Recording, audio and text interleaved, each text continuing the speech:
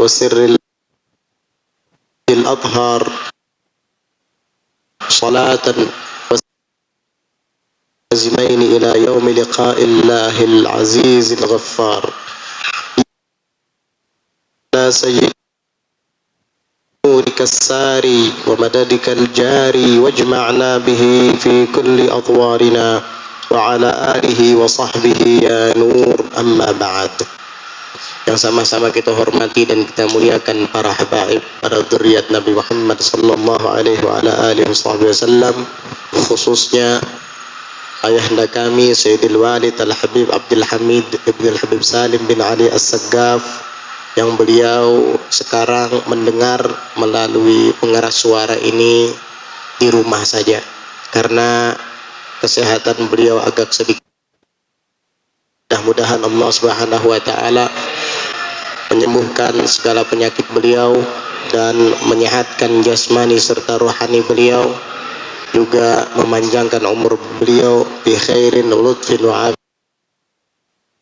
Dan yang sama-sama kita hormati dan kita muliakan orang tua kita Sayyidil Habib Muhammad Fauzi Ibn Habib Harun bin Abdurrahman Bahashim, matta'anallahu bituli hayatih fid dharain amin. Mudah-mudahan Allah panjangkan umur mani dan rohani beliau bi khair lutfin wa afiyah amin. Dan Al-Habib Hamzah Ibn Al-Habib Abdul Hamid As-Saggaf dan juga habaib-habaib lain yang tidak bisa ulun sebutkan nama-nama beliau satu persatu, namun tidak mengurangi rasa ta'zim dan hormat kepada sidin-sidin semua. Dan yang sama-sama kita hormati, kita muliakan para alim ulama, para guru-guru agama yang berhadir di dalam acara kita pada malam hari ini. Fadilatul Ustaz Syarifuddin yang tadi membacakan lantunan ayat suci Al-Quran, begitu juga putra beliau Ustaz Saifur Rahman, dan juga Ustaz Zainul Arifin, Ustaz Fakhri bin Anwar, Ustaz Abrar, dan yang insya Allah akan menyampaikan ceramah pada malam hari ini Al-Ustaz Wahyu Hidayat dan juga Al-Ustaz Fakhri bin Abidin. Beliau berdua adalah mudarris atau ubat Nurus Sa'adah, hafizahumullahu ta'ala wa ra'atihim fid dharain amin. Dan yang sama-sama kita hormati juga kita muliakan segenap tokoh masyarakat dan tokoh agama, segenap aparatur pemerintah, Bapak Kepala Desa yang juga turut memeriahkan acara kita pada malam hari ini. Semoga Allah Ta'ala selalu memberikan keberkahan keluarga, juga memberikan kesehatan dan afiat. Hadirin dan hadirat yang dirahmati dan dimuliakan oleh Allah Subhanahu wa taala. Ulun ucapkan ribuan terima kasih kepada seluruh sahabat kita yang mempersiapkan acara malam hari ini. Jauh beberapa hari sebelumnya mereka menyumbang. Begitu pula ibu-ibu yang senantiasa selalu juga menyumbangkan waktu dan tenaga mereka memasak. Kita konsumsi bersama pada malam hari ini. Semoga jasa dan kebaikan mereka. Wa kum min khairin tajiduhu indallah. Akan di dunia ini pada amal kebaikan kelak akan kaya di Allah Subhanahu wa taala. Tidak diragukan lagi, itu pasti terjadi. Begitu juga kami ucapkan ribuan terima kasih kepada mereka yang sudah menyumbang air mineral, juga menyumbang beras dan menyumbang uang untuk berlangsungnya acara pada malam hari ini. Begitu juga para anggota akikah yang menyumbangkan seekor sapi untuk menjadi lauk santapan malam hari ini. Mudah-mudahan Allah Ta'ala membalas jasa baik mereka dan akikah mereka diterima di sisi Allah Subhanahu wa Ta'ala. Begitu juga kepada para teman-teman Majelis Al-Hidayah yang telah menghadiahkan meja kitab yang ada di depan kita ini. Mereka rata-rata adalah karyawan PT DH Dharma Henwa yang memang mereka membentuk sebuah komunitas untuk menyumbang ke jalan Allah Ta'ala, baik itu majelis-majelis taklim ataupun masjid atau musalla. Jadi mereka itu setiap ada gajian, kemudian dananya dialokasikan untuk keagamaan fisabilillah. Mudah-mudahan Allah terima amal baik mereka semuanya. Amin ya rabbal alamin. Begitu.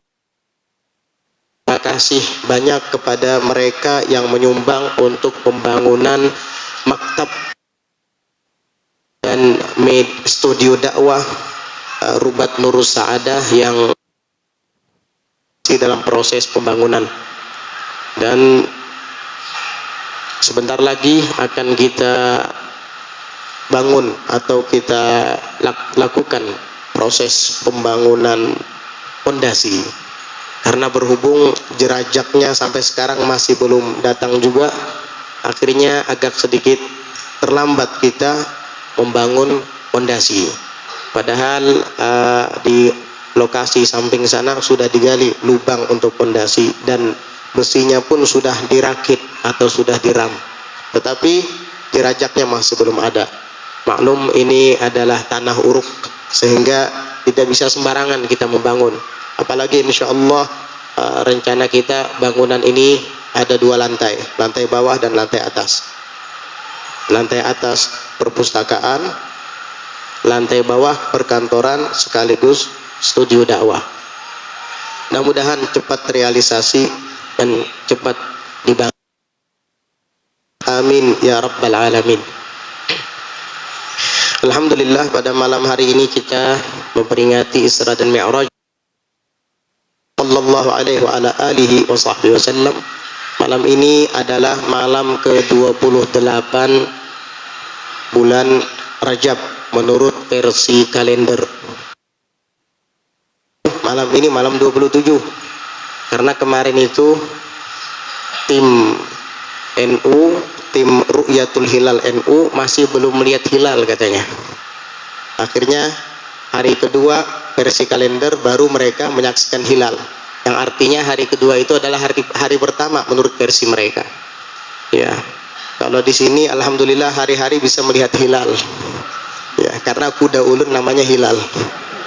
Jadi kalau ingin melihat hilal, datang aja ke kandang kuda, itu ada hilal di situ. Ya. Hadirin dan hadirat yang dirahmati oleh Allah Subhanahu wa taala. Kita semua mengetahui bahwa peristiwa Isra dan Mi'raj ini adalah hiburan untuk Nabi kita Muhammad sallallahu alaihi wasallam yang kerap kali mendapatkan ujian, cobaan dari Allah Subhanahu wa taala yang datangnya secara bertubi-tubi.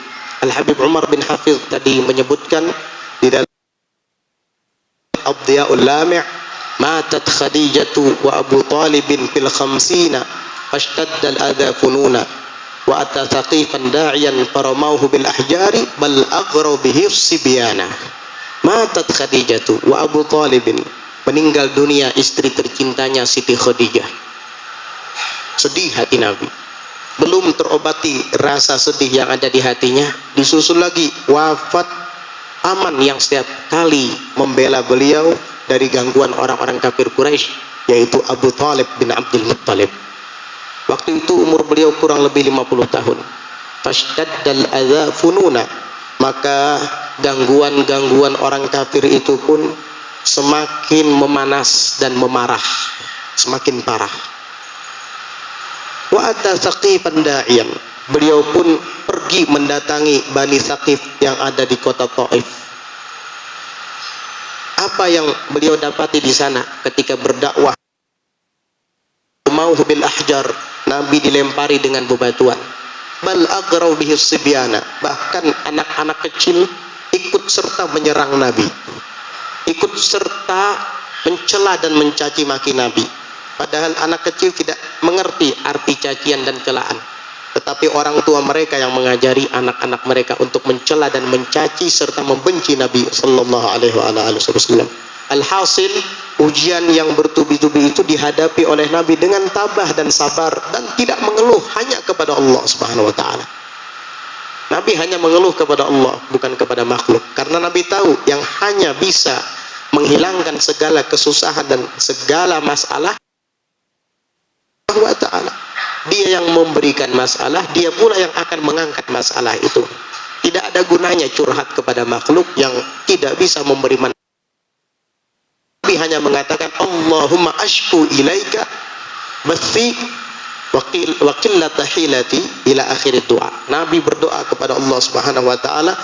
Beliau mengadukan kepada Allah tentang kesedihannya, tentang apa yang beliau alami pada saat itu, problem dan permasalahannya, sehingga Allah Subhanahu wa taala menurunkan kepada Nabi kelapangan-kelapangan yang pada akhirnya dihibur oleh Allah dan dipanggil untuk menjalankan peristiwa Al-Isra wal Mi'raj.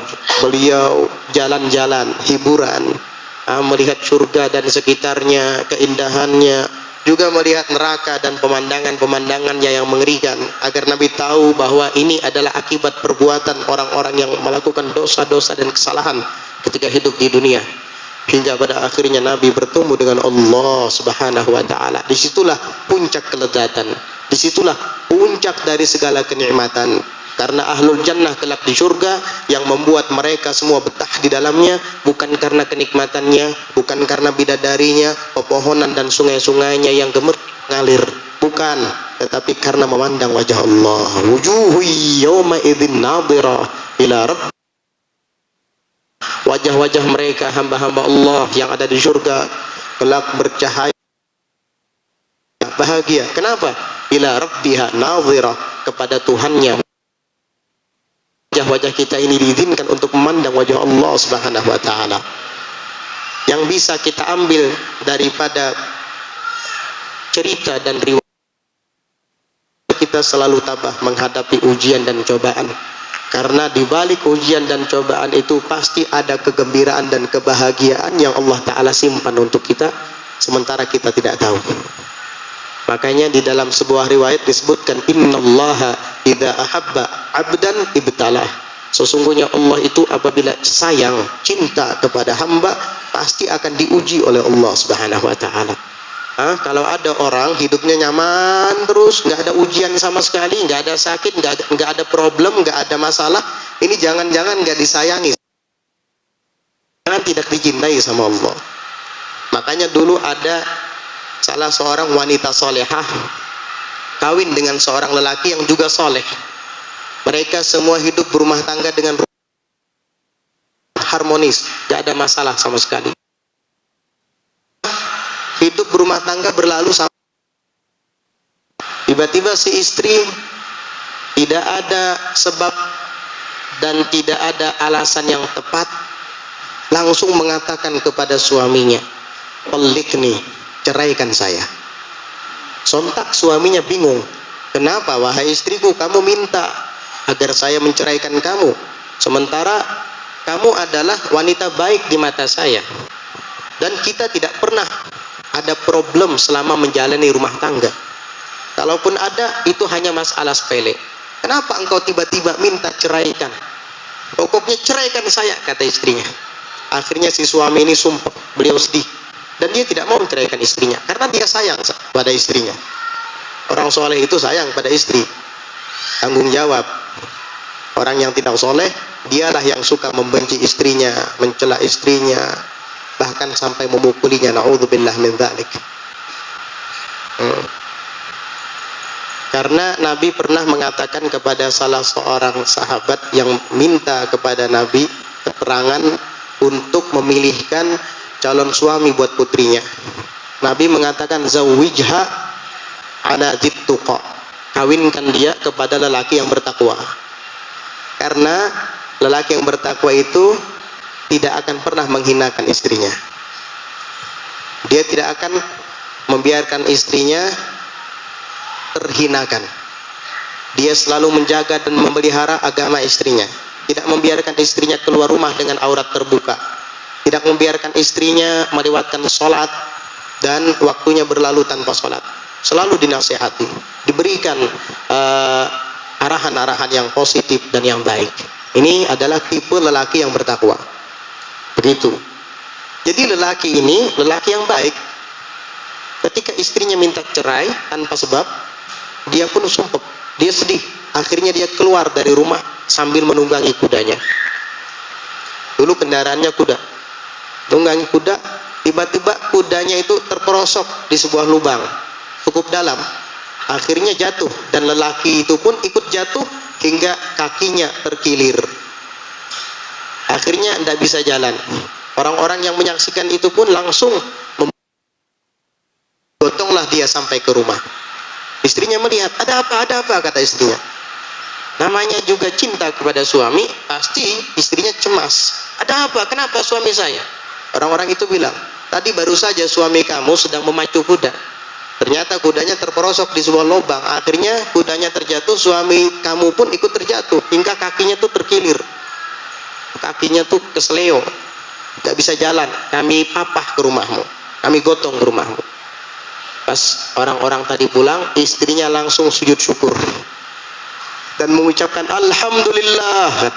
Heran suaminya, tambah heran, loh kamu gembira saya seperti ini, sudah minta cerai malah gembira, sujud syukur dan mengucap alhamdulillah. Akhirnya si istri mengatakan, wahai suamiku, semenjak kita menikah dan berlalu masa 1 tahun, saya tidak pernah melihat ujian yang menimpamu, sehingga saya mengira engkau ini dibenci sama Allah. Gak ada ujian sama sekali, badan sehat, gak ada masalah, gak ada problem. Ternyata hari ini Allah buktikan cintanya kepada kamu. Buktinya kamu diuji dengan kaki terkilir dan kesleo. Berarti ini bertanda Allah cinta kepadamu, dan saya pun sekarang tambah cinta kepadamu wahai suamiku. Saya tidak mau engkau ceraikan. Wah, suaminya tambah senang. Itu kesleonya langsung sembuh itu. Subhanallah. Jadi ujian yang menimpa kita adalah cobaan yang datangnya dari Allah, dan di balik itu kebahagiaan yang tidak kita ketahui. Sehingga setiap mengalami dan menghadapi ujian, kita harus menghadapinya dengan ketakwaan. Mudah-mudahan hikmah yang kita ambil dari peristiwa Isra dan Mi'raj ini bermanfaat bagi ulun pribadi dan bagi kita semuanya. Amin, Allahumma amin. Dan mudah-mudahan perkumpulan kita ini adalah perkumpulan yang dirahmati oleh Allah Ta'ala, dan setiap yang hadir di antara kita hajat-hajatnya dikabulkan oleh Allah, penyakitnya disembuhkan oleh Allah Subhanahu wa Ta'ala. Ulun lihat tadi ibu-ibu banyak yang membawa anak-anaknya, laki-laki dan perempuan, dan juga yang tadi bayi-bayi kita tasmiyahi. Mudah-mudahan anak-anak kita, putra-putri kita akan menjadi generasi yang solihin dan solihat, yang selalu taat kepada Allah dan Rasulnya, yang berbakti untuk agama dan kepada orang tua. Amin, Allahumma amin. Mungkin hanya ini yang dapat ulun sampaikan, dan insya Allah akan dilanjutkan dua penceramah kita. Pertama kita mintakan kepada Al-Ustadz Wahyu Hidayat, yang kemudian nanti akan disusul oleh Al-Ustadz Fakhri. Wa alaihi falyatafaddal mashkura. Assalamualaikum warahmatullahi wabarakatuh. Allahumma shalli ala sayyidina Muhammad wa ala ali sayyidina Muhammad. Bismillahirrahmanirrahim. Assalamualaikum warahmatullahi wabarakatuh.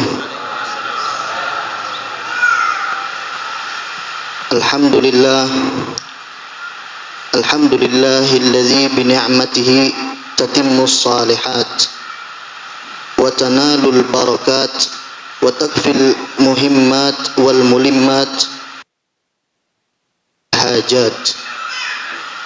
Nas'alullah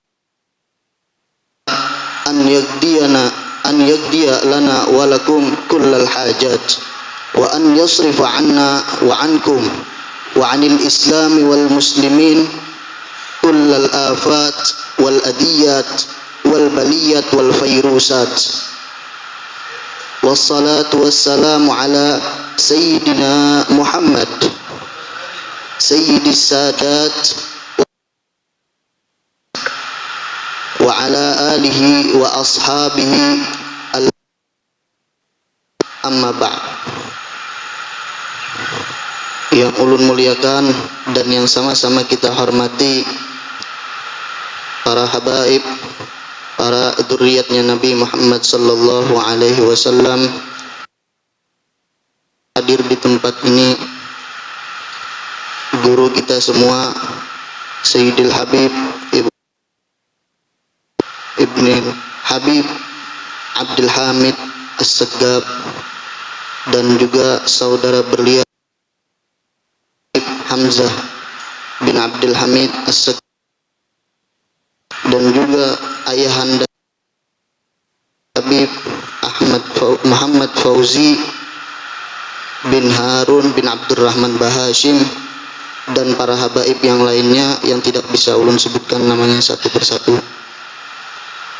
Dan yang ulun muliakan, yang sama-sama kita hormati, para alim ulama, para asatid. Mudah-mudahan mereka semua diberikan oleh Allah Subhanahu wa taala umur yang panjang oleh Allah Subhanahu sallallahu alaihi wasallam. Para hadirin hadirat rahimakumullah.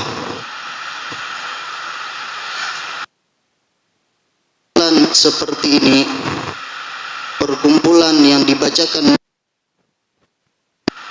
perkumpulan yang di Isra wal Mi'raj Nabi Muhammad sallallahu alaihi wasallam ini menjadi curahan rahmatnya Allah Subhanahu wa taala, keberkahan oleh Allah Subhanahu, seperti apa yang dikatakan oleh Al-Habib Ali bin Muhammad bin Husain Al-Habsyi, pengarang Maulid Simtud Durar. Beliau mengatakan, "Dzal jam'i la syakka tughfaru bihi jami'ud dunub." Dengan adanya perkumpulan seperti ini, perkumpulan yang dibacakan Maulid, perkumpulan yang dibacakan Isra Mi'rajnya Nabi Muhammad sallallahu alaihi wasallam, kita ragu sama sekali di dalam perkumpulan ini Allah akan mengampuni dosa-dosa kita, dan Allah akan memberikan, ya Rabb. Dan alhamdulillah, malam hari ini Isra Mi'rajnya Nabi besar Muhammad sallallahu alaihi wasallam. Al-Habib Ali bin Muhammad Al-Habsyi mengatakan lagi di dalam syairnya, "Sallu 'alan nuril ladzi 'araja as-sama, ya fawza man shalla 'alaihi wa sallama." Bersolawatlah kalian, kata Habib Ali, kepada cahaya yang naik ke atas langit, cahaya yang berjalan mi'raj ke atas langit, yaitu Nabi kita Nabi Muhammad sallallahu alaihi wasallam. Ya fauzaman salla alaihi wasallama, dan siapa saja orangnya yang bersolawat kepada Nabi Muhammad, yang mengucapkan salam kepada Nabi Muhammad, diberikan oleh Allah Subhanahu wa taala keberuntungan. Mudah-mudahan kita diistiqomahkan oleh Allah untuk bisa tetap bersolawat kepada Nabi Muhammad sallallahu alaihi wasallam.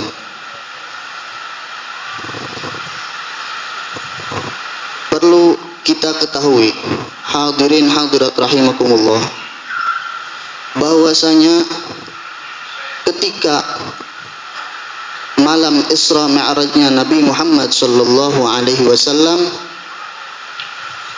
di malam itu adalah malam yang paling istimewa, malam yang sangat indah bagi Nabi Muhammad sallallahu alaihi wasallam, karena di malam itu Nabi Muhammad bertemu dengan zatnya Allah Subhanahu wa taala, seperti yang disifatkan oleh Al-Imam Al-Bulqini ketika memuji Nabi Muhammad sallallahu alaihi wasallam. Apa kata beliau? Kata Imam Bulqini, "Aulaka ru'yatuhu fi lailatin fadulat layalil qadri fiha rabbu ardaka." Al-Imam Al-Bulqini mengatakan, Muhammad sallallahu alaihi wasallam pian ini telah diberikan yang namanya keistimewaan oleh Allah Subhanahu wa taala. Apa keistimewaan itu? Keistimewaan itu adalah pian telah bertemu dan bertatap muka dengan zatnya Allah Subhanahu wa taala ketika di malam Isra wal Mi'rajnya. Dan diteruskan oleh Al-Imam Al-Bulkini bahwasanya malam Isra wal Mi'rajnya Nabi Muhammad sallallahu alaihi wasallam itu lebih mulia daripada kemuliaannya malam Lailatul Qadar. Kenapa? Karena Nabi Muhammad sallallahu alaihi wasallam itu bertemu dengan Allah Subhanahu wa taala, dan di malam itu juga Nabi Muhammad sallallahu alaihi wasallam mendapatkan ridho daripada Allah Subhanahu wa taala. Maka dari itu harus kita ketahui bahwasanya di malam Isra wal Mi'raj itu ada suatu kenikmatan yang paling nikmat yang diberikan Allah Subhanahu wa taala nanti kepada penduduk surga. Nanti di akhirat akan diberikan kepada penduduk surga. Apa itu kenikmatannya? Apakah kenikmatan itu ketika penduduk surga duduk berkumpul dengan bidadari yang cantik? Bukan. Ataukah para penduduk surga itu mendapat kenikmatan ketika memakai pakaian yang mewah, atau memakai kendaraan yang mewah, atau menempati rumah atau istana yang mewah? Bukan. Bukan semua itulah kenikmatan yang paling nikmat diberikan Allah kepada penduduk surga. Tapi kenikmatan yang diberikan oleh Allah kepada penduduk surga itu adalah an-nazar ila wajhillahil karim, memandang kepada zatnya Allah Subhanahu wa taala. Sesuai dengan apa yang dikatakan Allah, yang difirmankan oleh Allah Subhanahu wa taala di dalam Al-Qur'annya, lilladzina ahsanul husna wa ziyadah. Kata Allah, bagi orang yang sering melakukan kebaikan, orang yang sering beribadah kepada Allah, orang yang taat dengan Allah, orang yang menjauhi maksiatnya Allah, itu akan dibalas oleh Allah Subhanahu wa taala dengan dua. Yang pertama, dibalasnya dengan al-husna. Apa kalimat al-husna di sini? Ulama tafsir mentafsirkan bahwasanya kalimat al-husna itu artinya al-jannah, yaitu surga. Orang yang taat dengan perintah Allah, menjauhi segala larangannya Allah, itu akan mendapat balasan dimasukkan ke dalam surga. Yang kedua, itu tertera di ayat Quran, yaitu kalimatnya waziyadah. Apa kalimat waziyadah? Apa artinya? Para ulama tafsir mentafsirkan kalimat ziyadah itu adalah an-nazar ila wajhillah, yaitu menatap atau memandang, bertemu dengan zatnya Allah Subhanahu wa taala. Sesuai dengan hadis Nabi yang diriwayatkan oleh Sayyidina sahabat Ubay bin Ka'ab. Meriwayatkan hadis ini dari Nabi, beliau bertanya kepada Nabi, "Ya Rasulullah, apakah yang dimaksud dengan firman-Nya Allah Subhanahu wa taala tentang lilladzina ahsanul husna wa ziyadah?" Lalu Nabi menjawab daripada pertanyaannya sahabat Ubay bin Ka'ab. Kata Nabi, "Wahai Ubay, kamu perlu tahu bahwasanya kalimat al-husna itu adalah dalam artian al-jannah, yaitu surga. Dan kalimat ziyadah itu dalam artian an-nazar ila wajhillah, memandang kepada Allah Subhanahu wa taala. Walhasil, orang yang taat kepada Allah Subhanahu wa taala, menjauhi segala larangannya, maka akan dibalas oleh Allah Subhanahu wa taala dengan dimasukkan ke dalam surganya dan dapat memandang kepada zatnya Allah Subhanahu wa taala. Mudah-mudahan kita termasuk daripada orang tersebut. Amin ya rabbal alamin. Ini balasan untuk di surga nanti. Kalau di dalam dunia itu tidak ada balasannya. Nanti di surga yang dapat balasan al-husna. Kalau antum pengen dapat al-husna di dunia, menikahlah dengan ya, itu kalau di dunia. Kalau di akhirat yang ditafsirkan oleh para ulama yaitu al-jannah. Kalau antum pengen di dunia dapat al-husna, nikah dengan al-husna. Apalagi kalau al-husnanya yang di dunia itu orangnya taat beribadah kepada Allah, taat dengan suaminya, menjauhi segala maksiatnya, masuk surga, dapat al-husna di dunia, dapat al-husna di surga. Mudah-mudahan yang belum kawin cepat kawin. Banyak yang belum kawin ini. Apa mau nambah?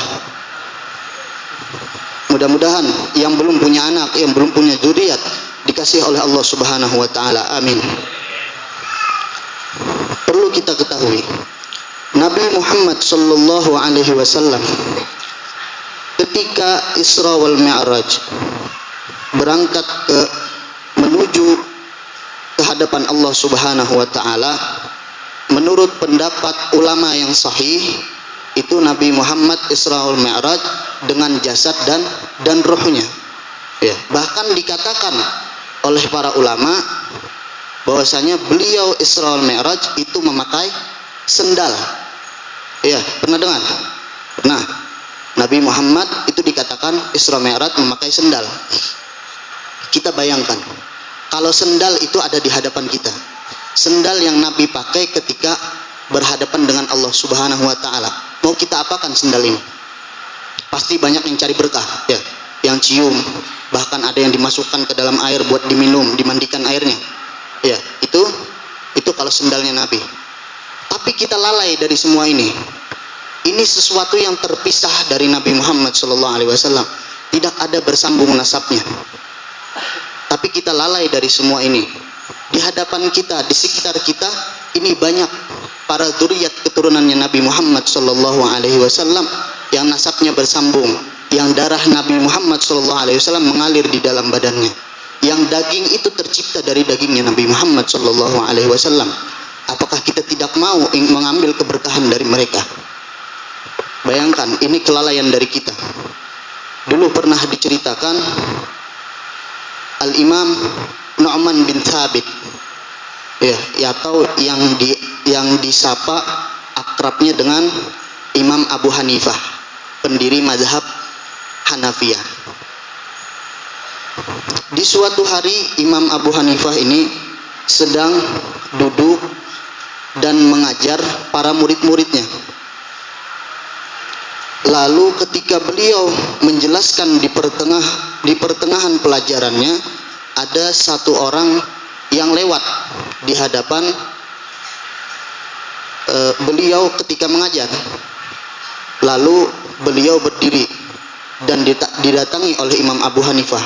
Ternyata yang lewat tadi adalah salah satu cucunya Nabi Muhammad SAW, yaitu Imam Ja'far As-Shadiq bin Muhammad Al-Baqir. Lalu Imam Abu Hanifah datang menghampiri kepada Imam Ja'far As-Shadiq dan bertanya, "Wahai Imam Ja'far, kamu ini kan sekarang masih muda. Kenapa kamu berjalan memakai tongkat? Ya, seperti orang yang tua, seperti orang yang kakinya tidak kuat untuk berjalan, dibantu dengan tongkat." Lalu Imam Ja'far menjawab dari pertanyaannya Imam Abu Hanifah. Kata Imam Ja'far, "Wahai Nu'man, wahai Abu Hanifah, pakai tongkat ini karena ini adalah tongkat peninggalan dari kakekku, tongkat daripada Rasulullah Sallallahu Alaihi Wasallam. Karena itu aku pengen memakainya."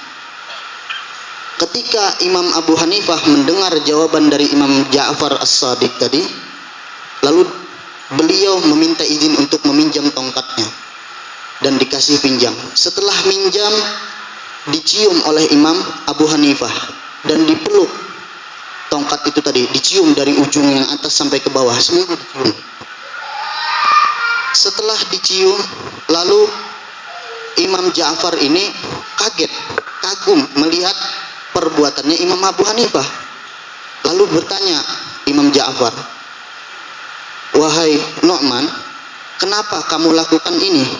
Kamu peluk dengan erat ini tongkat, kamu cium dari atas sampai bawah tongkatnya."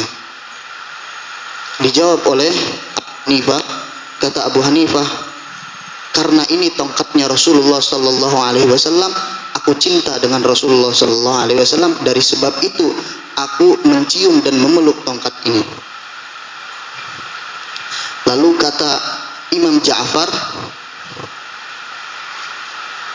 apakah kamu lupa bahwasanya tongkat ini sesuatu yang munfasil, yang tidak ada hubungannya dengan Nabi Muhammad. Tidak ada mengalir darahnya Nabi Muhammad di tongkat itu. Tidak ada dagingnya di dalam tongkat itu. Daging Nabi Muhammad tidak ada di dalam tongkat itu. Tetapi kamu lupa dengan orang yang muttasil, bersambung nasabnya, di dalam dirinya mengalir darah Nabi Muhammad, di dalam dirinya ada daging Nabi Muhammad, kamu lupa itu. Wahai Abu Hanifah, kata Imam Ja'far As-Shadiq, ketahuilah bahwasanya di dalam diriku, di dalam jasadku ini ada mengalir darahnya Nabi Muhammad sallallahu alaihi wasallam, dan ini dilupakan oleh Imam Abu Hanifah. Setelah dinyatakan oleh Imam Ja'far As-Shadiq pernyataan tadi, Abu Hanifah langsung menangis dan hatinya bergetar. Setelah itu memeluk Imam Ja'far As-Shadiq dan mencium Imam Ja'far As-Shadiq. Dan Imam Abu Hanifah mengatakan, aku mencintai kamu dan aku cinta kepada seluruh ahlul bait Nabi, kakek kamu yaitu Nabi Muhammad sallallahu alaihi wasallam. Bayangkan sekarang banyak para habaib yang dihinakan, banyak para habaib yang dinistakan, bahkan dimasukkan ke dalam penjara. Ini membuat kemarahan daripada Nabi Muhammad sallallahu alaihi wasallam. Mereka ini adalah peninggalannya Nabi Muhammad sallallahu alaihi wasallam yang paling berharga, seperti yang ditulis Nabi di dalam hadisnya, taraktu fikum as-saqalain. Aku meninggalkan kepada kalian itu dua perkara. Kalimatnya pakai as-saqalain. As-saqalain itu berat dikerjakan. Ya, Beb. As-saqalain itu berat dikerjakan. Yang pertama kitabullah. Yang pertama ditinggalkan Nabi itu Al-Quran. Sekarang orang lupa dengan Al-Quran, sibuk dengan HP, sibuk dengan laptop, sibuk dengan televisi, sibuk dengan game online. Semuanya dilupakan Al-Quran. Sampai akhirnya Al-Quran ini berdebu. Ya, dikerjakan ini Al-Quran, seakan-akan diremehkan. Yang kedua, yang peninggalan Nabi yang paling berharga itu adalah wa itrati ahli baiti, adalah keturunan ahlul baitku, kata Nabi Muhammad sallallahu alaihi wasallam. Dan ini hadisnya lebih sahih dari hadis yang satunya. Ini hadis riwayat Imam Muslim, dan ini banyak orang menyimpan hadis ini agar bahwasanya ahlul bait Nabi itu tidak ada artinya di sisi manusia. Padahal hadis ini hadis yang diriwayatkan oleh Imam Muslim, hadis yang lebih sahih daripada hadis yang satunya. Keturunan Nabi Muhammad sallallahu alaihi wasallam ini adalah kunci keselamatan kita di dunia dan akhirat, seperti yang ada di dalam hadis Nabi Muhammad sallallahu alaihi wasallam. Masalu ahli baiti masalu safinati Nuh, man rakibaha naja wa man tarakaha gharqa. Perumpamaan ahlul baitku, perumpamaan keluargaku, kata Nabi Muhammad sallallahu alaihi wasallam, ini seperti kapalnya Nabi Nuh. Siapa saja yang mau ikut naik ke kapal Nabi Nuh, dia akan selamat daripada banjir bandang. Ya, barang siapa yang berpegang dan mencintai ahlul bait Nabi, maka dia akan selamat di dunia dan akhirat. Tapi sebaliknya, barang siapa yang tidak mau ikut di kapalnya Nabi Nuh, maka dia akan tenggelam. Begitu juga orang yang tidak cinta, benci, menghinakan, menistakan kepada ahlul baitnya Nabi, maka dia akan tenggelam daripada kehinaan dan akan tenggelam masuk ke dalam neraka jahanam. Wal iyadu billah. Terakhir, hadis Nabi Muhammad sallallahu alaihi wasallam menyatakan, orang yang paling beruntung itu orang yang bisa masuk ke dalam surga yang cinta dengan Nabi Muhammad sallallahu alaihi wasallam. Di hadis beliau dikatakan, asbatukum 'alas sirat asyaddukum hubban li ahli baiti wa ashabi. Itu hadis Nabi. Ana bukan ngarang. Ini hadis Nabi. Orang yang kakinya kokoh di atas jembatan Shiratal Mustaqim, orang yang bisa melewati jembatan Shiratal Mustaqim dengan cepat, itu adalah orang yang paling cinta dengan keluarganya Nabi, orang yang paling cinta dengan sahabatnya Nabi Muhammad sallallahu alaihi wasallam. Maka dari itu, hubungkanlah hati kita, cintakanlah hati kita kepada ahlul baitnya Nabi. Jangan pernah membenci ahlul baitnya Nabi. Ini kadang-kadang cinta kepada ahlul baitnya Nabi pilih-pilih. Kalau melihat ahlul baitnya Nabi yang pakai imamah, yang pakai gamis, yang berpakaian-pakaian ulama, datang untuk minta berkah, salaman, minta air, cium pipi kanan, cium pipi kiri. Ya, ini kalau habaibnya pakai pakaian ulama. Tapi kalau habaibnya berandalan, pakai celana, pakai baju, jangankan mau minta berkah, salaman, menyapa dan menegur pun tidak mau. Ya, ini kita kebiasaannya karena cinta kita itu dibeda-bedakan antara ahlul baitnya Nabi. Padahal ini sama-sama ahlul baitnya Nabi, tapi yang satu alim, yang satu tidak. Ini sama-sama ahlul bait Nabi. Maka dari itu jangan dibedakan antara cinta kita kepada ahlul bait Nabi yang alim atau yang tidak, sama ratakan semuanya. Karena ini adalah keturunannya Nabi Muhammad sallallahu alaihi wasallam. Di dalamnya ada darahnya Nabi Muhammad sallallahu alaihi wasallam. Mudah-mudahan dengan berkat perkumpulan ini Allah jadikan cinta kita kepada Nabi Muhammad dengan melewati cinta kepada ahlul baitnya. Dan mudah-mudahan dengan cinta kita kepada ahlul baitnya kita mendapatkan syafaat dari Nabi Muhammad sallallahu alaihi wasallam. Dan mudah-mudahan dengan perkumpulan ini Allah ampuni segala dosa kita, segala hajat kita dikabulkan. Amin amin ya rabbal alamin. Dan mendapatkan berkah dari Allah subhanahu wa ta'ala. Rabbi fanfa'na bi barakatihim wahdinal husna bi hurmatihim wa amitna fi tariqatihim wa mu'afati minal fitani wal afu minkum. Assalamualaikum warahmatullahi wabarakatuh. اللهم صل على سيدنا محمد وعلى آل سيدنا محمد.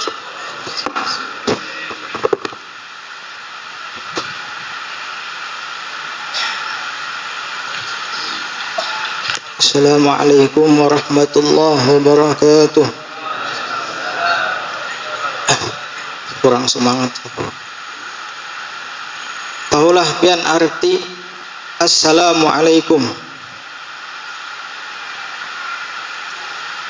Assalamualaikum artinya adalah, kalau bahasa kitanya, mudah-mudahan buan pian selamat.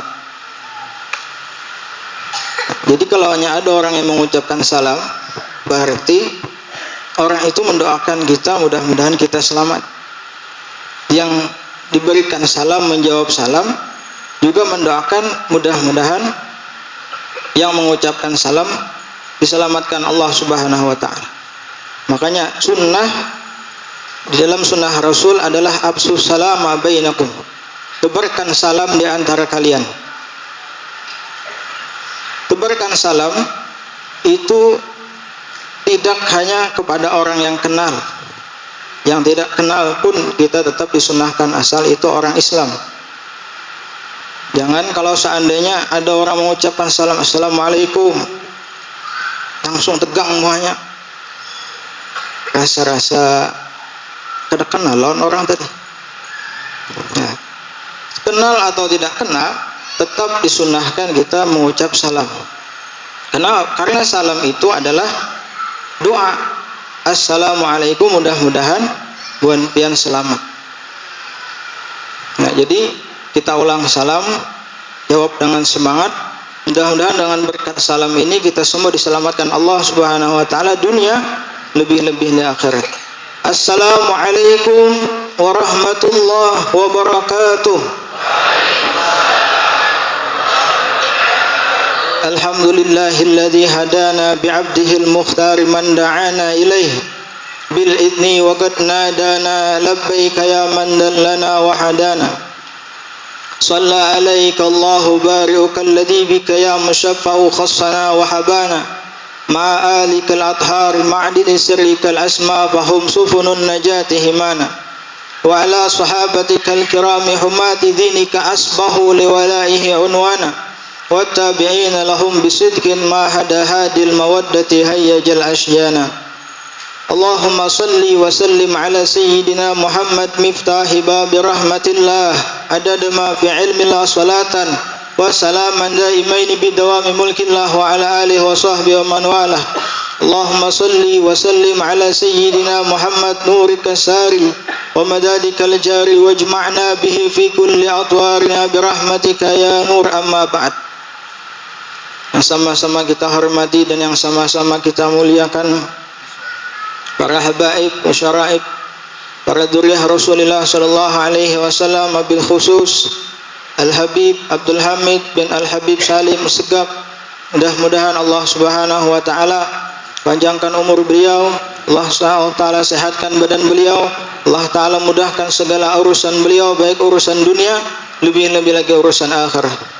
Begitu juga yang sama-sama kita hormati dan yang kita muliakan Habibuna wa Ustaduna, guru kita bersama Al-Habib Ibrahim bin Al-Habib Abdul Hamid As-Segap, Al-Habib Hamzah bin Al-Habib Abdul Hamid As-Segap, Al-Habib Ahmad Fauzi bin Al-Habib Harun Bahashim,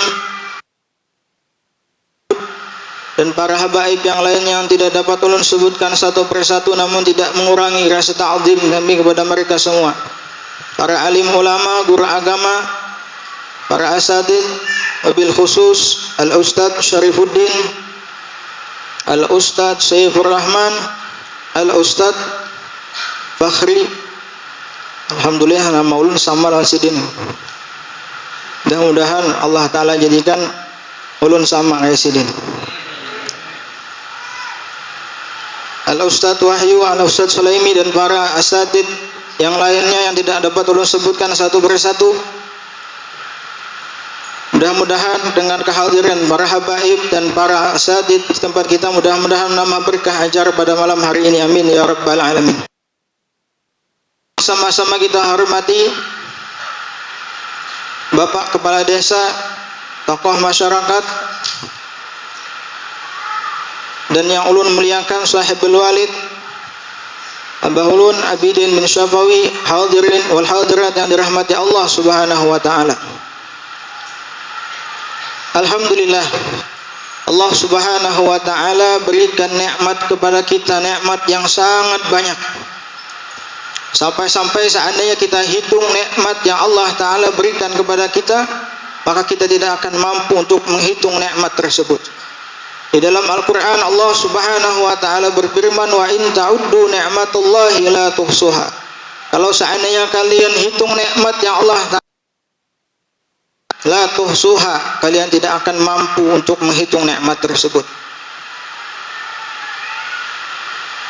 Seandainya satu saja nikmat yang Allah ta'ala berikan kepada kita diambil oleh Allah Subhanahu wa ta'ala, maka kita akan selalu dalam keadaan susah dan tidak tenang. Contoh, seandainya Allah Ta'ala ambil nikmat daripada kita. Ini di bulan Februari ini banyak orang-orang yang mengalami sakit kepala, sakit tenggorokan,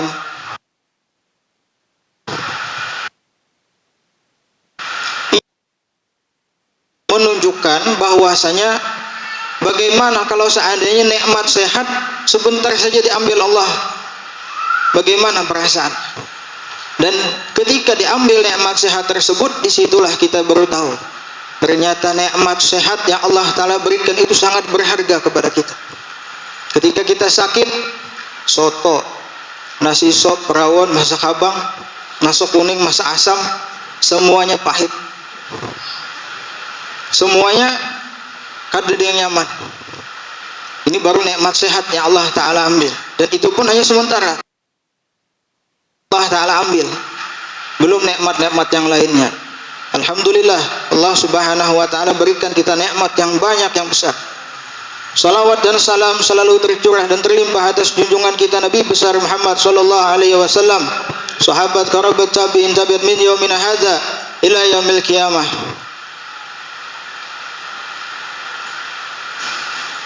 Hadirin wal hadirat yang dirahmati Allah Subhanahu wa taala. Ada seorang laki-laki datang menjemput, menanya kepada Sayyidina Ali bin Abi Thalib karramallahu wajhah. Kata seorang tersebut, wahai Sayyidina Ali, saya ingin menanyakan 4 perkara. Saya ingin menanyakan 4 macam kepadamu. Yang pertama, kata laki-laki tersebut, ma huwal wajib wal aujab. Apakah sesuatu yang wajib dan apakah sesuatu yang lebih wajib? Kata Sayyidina Ali, al-wajib, sesuatu yang wajib itu adalah at-ta'atu lillah, taat kepada Allah Subhanahu wa taala. Arti taat, kita melakukan apa yang Allah Subhanahu wa taala perintahkan kepada kita. Allah taala perintahkan kita salat, kita salat. Allah taala perintahkan kita puasa di bulan Ramadan, kita berpuasa di bulan Ramadan. Allah taala perintahkan kita zakat, kita zakat. Allah taala merintahkan semua daripada yang diwajibkan Allah Subhanahu wa taala kita lakukan, itu adalah bentuk ketaatan kita kepada Allah Subhanahu wa taala. Wal aujab, dan yang lebih wajib, kata Sayyidina Ali bin Abi Thalib, adalah tarkud dzunub, meninggalkan dosa-dosa. Para ulama rahimahullah taala mengatakan, meninggalkan dosa itu lebih bagus dan lebih afdal daripada memperbanyak ibadah-ibadah sunnah. Kenapa? Karena meninggalkan perbuatan dosa, meninggalkan perbuatan maksiat itu lebih berat ketimbang melakukan ketaatan kepada Allah Ta'ala. Sehingga meninggalkan kemaksiatan itu lebih besar pahalanya daripada melakukan ibadah-ibadah sunnah. Yang kedua, laki-laki tersebut menanyakan, ma huwal garib wal agrab. Apakah sesuatu yang dekat dan apakah sesuatu yang lebih dekat? Sesuatu yang dekat dan yang lebih dekat. Kata Sayyidina Ali, al-garib, sesuatu yang dekat adalah yaumul qiyamah. Sesuatu yang dekat itu adalah hari kiamat. Kita sedang di akhir-akhir zaman. Kita hidup di penghujung zaman. Banyak alamatus sa'ah, tanda-tanda kiamat yang sudah bermunculan. Banyak sudah tanda-tanda kiamat yang sudah kita dapat. Berarti kita berada di akhir-akhir zaman. Kiamat sudah dekat.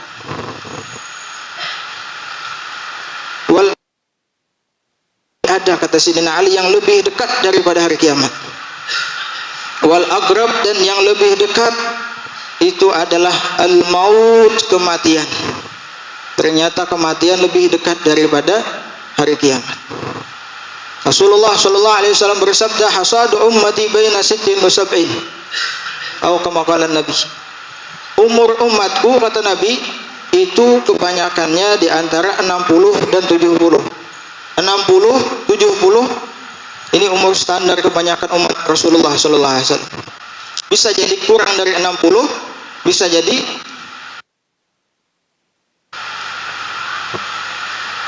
kalau seandainya umur kita sekarang 30-40 tahun, lalu kita meninggal dunia nanti di umur 60 tahun, maka sisa umur kita menuju kematian tinggal 20 tahun lagi. Kalau seandainya kurang dari 60, maka kita sangat dekat dengan kematian.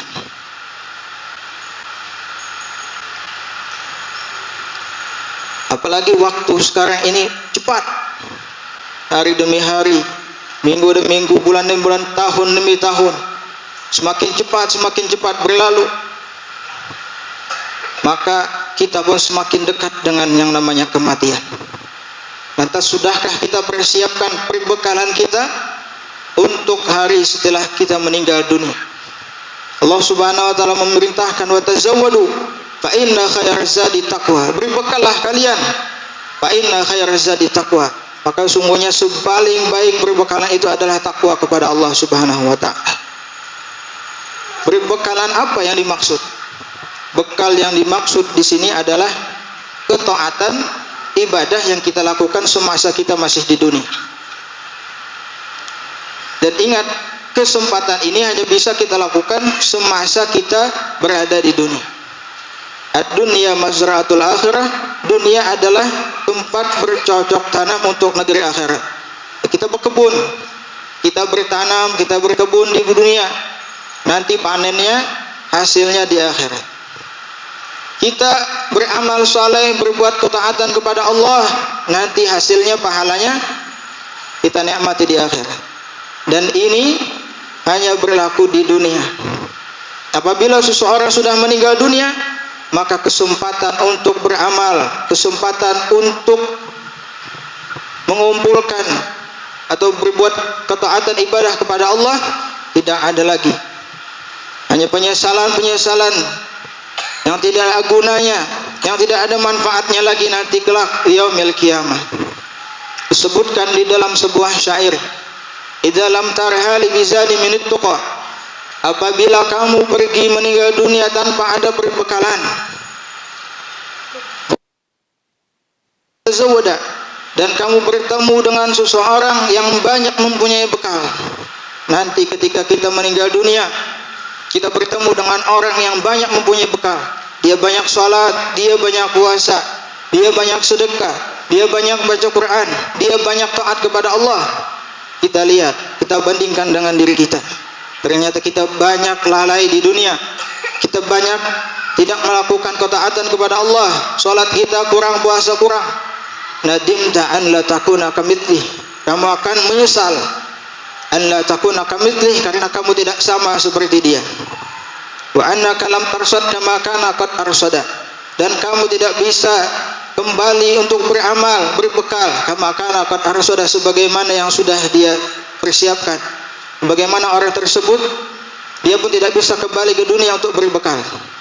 Inilah penyesalan orang ketika sudah meninggal dunia, berada di yaumil qiyamah. Yang ketiga, orang tersebut menanyakan, ma huwal ajib wal a'jab, apakah sesuatu yang mengherankan, wal a'jab, dan yang lebih mengherankan. Kata Sayyidina Ali, al ajib, sesuatu yang mengherankan itu adalah ad-dunya. Dunia ini adalah sesuatu yang mengherankan. Dunia adalah tempat yang hina. Dunia tidak ada nilainya di sisi Allah Subhanahu wa taala. Akan tetapi banyak orang yang memilih dunia ketimbang akhirat. Bal tu'thirunal hayatad dunya wal akhiratu khairu wa abqa. Kalian lebih mengutamakan dunia, padahal akhirat khairu, lebih baik dan lebih kekal.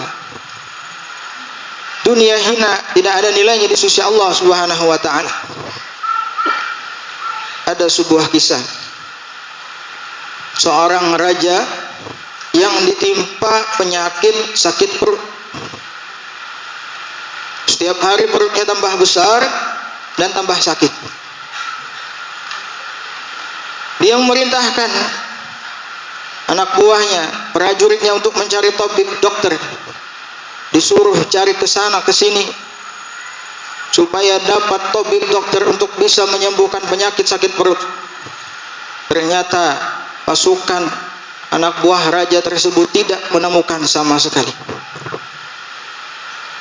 Tidak ada tabib, dokter yang bisa menyembuhkan penyakit sakit perutnya. Sedangkan sakit perutnya itu bertambah, semakin hari makin besar, makin hari makin sakit. Sehingga suatu ketika sampai kabar kepada raja tersebut bahwasanya ada seorang darwis, orang yang saleh, yang bisa menyembuhkan penyakit sakit perutnya itu. Maka dipanggil darwis orang saleh itu dan ditanya oleh raja, wahai darwis, apakah kamu bisa mengobati penyakit sakit perut saya ini? Kata darwis orang saleh tadi, insyaallah biidznillah, insyaallah kalau atas izin Allah Ta'ala sembuh. Maka kata raja itu, maka mulailah obati saya. Kata darwis tersebut, saya akan mengobatimu tapi dengan satu syarat. Apabila kamu sembuh dari penyakitmu tersebut, kamu sehat, sembuh daripada sakit perutmu itu, maka semua kekayaan harta benda kerajaanmu semua kamu kasihkan kepada saya. Ini satu syarat. Karena berhubung sakit perut raja itu tambah sakit, perutnya tambah besar, dia pun sebut. Kata seorang raja itu, iya, saya terima persyaratannya. Setelah sepakat darwis dan raja ini, maka orang soleh darwis ini mengangkat tangannya dan berdoa kepada Allah Subhanahu wa ta'ala. Tidak lama setelah dia berdoa, ternyata terdengar suara kentut yang panjang dari raja tadi. Ternyata si raja ini nyimpan angin banyak di dalam perut, panjang. Dan jangan memikirkan baunya, kan? Beberapa hari angin di dalam perut ya pasti panjang sampai perutnya mengecil dan penyakitnya pun sembuh. Setelah sembuh, raja itu senang gembira luar biasa. Dan setelah senang luar biasa, ingat apa perjanjian sebelum dia disembuhkan, bahwasanya kerajaannya, kekuasaannya, harta bendanya semuanya dikasihkan kepada darwis orang soleh ini. Karena kesepakatan perjanjian terlebih dahulu, maka raja pun mengikhlaskan. Diberikanlah kerajaan, kekuasaan dan semua harta bendanya kepada darwis orang soleh ini. Yang anehnya, si darwis orang soleh ini dia menolak. Dia tidak ingin. Katanya, kamu ambil lagi kembali harta. Saya tidak ingin. Saya tidak mau. Harta bendamu, kerajaanmu semuanya ambil. Lalu raja ini menanyakan, kenapa? Kenapa kamu menolak? Maka kata darwis tersebut, orang soleh itu tadi mengatakan, ketahuilah wahai raja, kerajaanmu, kekuasaanmu, harta bendamu, dunia yang kamu miliki itu lebih berharga kentutmu tadi daripada itu semua. Buktinya, kamu rela kehilangan harta bendamu, kekuasaanmu demi mendapatkan kentutmu tadi. Berarti kata darwis orang soleh ini, dunia yang kamu miliki itu lebih rendah daripada, lebih mahal kentutmu daripada itu semua. Inilah dunia. Dunia lebih hina, tidak ada nilainya di sisi Allah Subhanahu wa ta'ala. Akan tetapi kata Sayyidina Ali, wal a'jab, yang lebih mengherankan adalah hubbud dunya, cinta kepada dunia. Dunia tidak ada nilainya, dunia rendah di sisi Allah Subhanahu wa ta'ala. Akan tetapi yang lebih mengherankan, banyak orang yang, mudah-mudahan di hati kita semua tidak ada cinta dunia. Karena cinta kepada dunia, rela saling jatuh menjatuhkan. Karena cinta kepada dunia, rela berbohong, menipu, dan bahkan bunuh-membunuh. Na'udzubillah summa na'udzubillah min dzalik. Yang terakhir kata laki-laki tersebut menanyakan, ma huwa sa'ab wal as'ab? Apakah sesuatu yang sulit, wal as'ab, dan yang lebih sulit? Kata Sayyidina Ali, as-sa'ab, sesuatu yang sulit itu adalah al-qabr. Sesuatu yang sulit itu adalah kuburan. Kuburan kita tidak tahu apakah nanti kuburan kita tempat kenikmatan atau malah menjadi tempat siksa dan azab dari Allah Subhanahu wa ta'ala. Rasulullah sallallahu alaihi wasallam bersabda, aku tidak pernah melihat tempat yang lebih menyeramkan, yang lebih dahsyat dibandingkan dengan pemandangan alam kubur. Sebutkan di sebuah hadis yang panjang di dalam Sahih Muslim, Rasulullah sallallahu alaihi wasallam menceritakan ketika beliau dibawa oleh malaikat Malik dan malaikat Jibril melintasi daripada alam, maka Rasulullah melihat pemandangan-pemandangan dan beliau pun mengatakan, aku tidak pernah melihat pemandangan yang lebih dahsyat, yang lebih menakutkan daripada pemandangan alam kubur.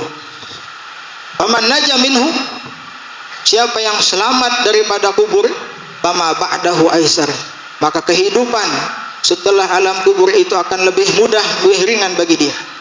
Wa man lam yanju, siapa yang tidak selamat di alam kubur, Mama ba'dahu asyad. Dia disiksa, dia diadab di alam kubur. Mama ba'dahu asyad. Maka kehidupan setelah kubur itu akan lebih sulit bagi dia. Mudah-mudahan Allah Subhanahu wa taala jadikan kubur kita kubur orang-orang yang dapat nikmat daripada Allah Subhanahu wa taala. Karena kubur itu bisa menjadi raudhah min riyadil jannah, kebun daripada kebun surganya Allah, au hufratun min hufarin nar, atau bisa jadi lubang daripada lubang api nerakanya Allah Subhanahu wa taala. Wal ashab, dan yang lebih sulit kata Sayyidina Ali adalah ad-dhahabu bi ghairi zat. Pergi masuk dalam kubur bi ghairi zat, tanpa ada perbekalan. Asyik dengan dunia, asyik dengan kelalaiannya, berpoya-poya menghabiskan hartanya. Ketika dia lalai, datang malaikat maut mencabut ruhnya dan dia pun meninggal dunia, ditempatkan ke dalam kubur.